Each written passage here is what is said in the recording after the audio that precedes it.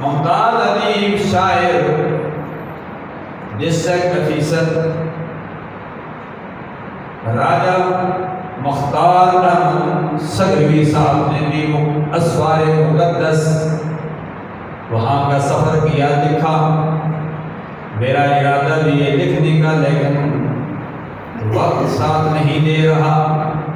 میں نے کہا میں نے لکھا تھا 362 سال کے بعد کہ اللہ کے ولی کو ایک جگہ سے دوسری جگہ منتقل کر دیا گیا تھا، سبحان اللہ، جن کا نام پیر سجاول القادری نور اللہ مرقدہ تھا، جن کے اس پر بھی میں ہر سال عرصہ دراز تک جاتا رہا۔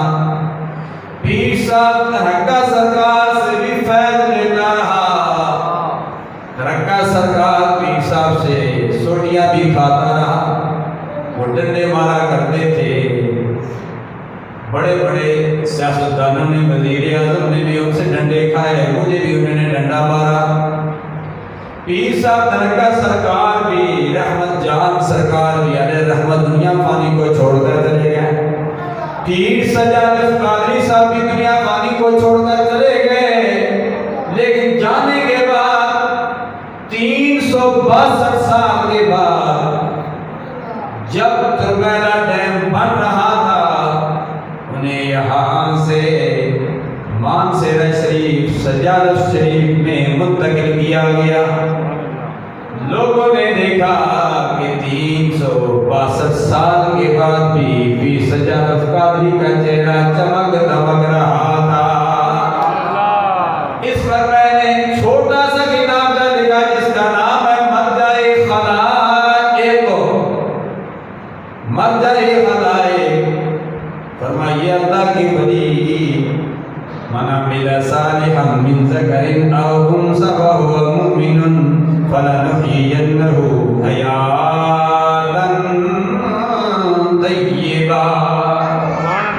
اللہ فرماتا ہے کہ وہ مرد ہے چاہے وہ عورت ہے، وہ مردے نہیں ہیں، ہم ان کو پاکیزہ زندگی بخشتے ہیں۔ اس لیے پاکیزہ زندگی بخشتے ہیں کہ ان کا عقیدہ بھی درست ہوتا ہے، ان کے اعمال بھی درست ہوتے ہیں۔ انہی بھی حضرت پیر بادشاہ صاحب علیہ رحمت ہے، انہی بھی پیر سید منور حسین شاہ صاحب گیلانی ڈھیر شریف ہیں، انہی میں حضرت بابا سائیں فیض اللہ علیہ رحمت ہیں، انہی میں میرے استاد محترم استاد علماء شیخ الحدیث والتفسیر قاضی انوار الحق صاحب علیہ رحمت بھی ہیں، جن کا عرس مبارک پرسوں انشاءاللہ 10 اگست کو منایا جا رہا ہے۔ اور انہی عظیم شخصیات میں نصیر ملت بھی نصیر الدین علیہ رحمت بھی ہیں، انہی میں پیر جلال الدین گیلانی علیہ رحمت بھی ہیں۔ جب میں نے پیر نصیر الدین علیہ رحمت کے جنم سے قبل چند صفات پر کتابچہ تحریر کیا، میں نے ڈائریکٹ پیر جلال الدین گیلانی علیہ رحمت سے رابطہ کیا، ان سے مصافحہ کیا، ملاقات کی، وہ کتابچہ پیش کیا، انہوں نے بڑی داد دی، بڑی شفقتوں سے، بڑی محبتوں سے نوازا، جس کتابچے کا نام تھا بدر منیر۔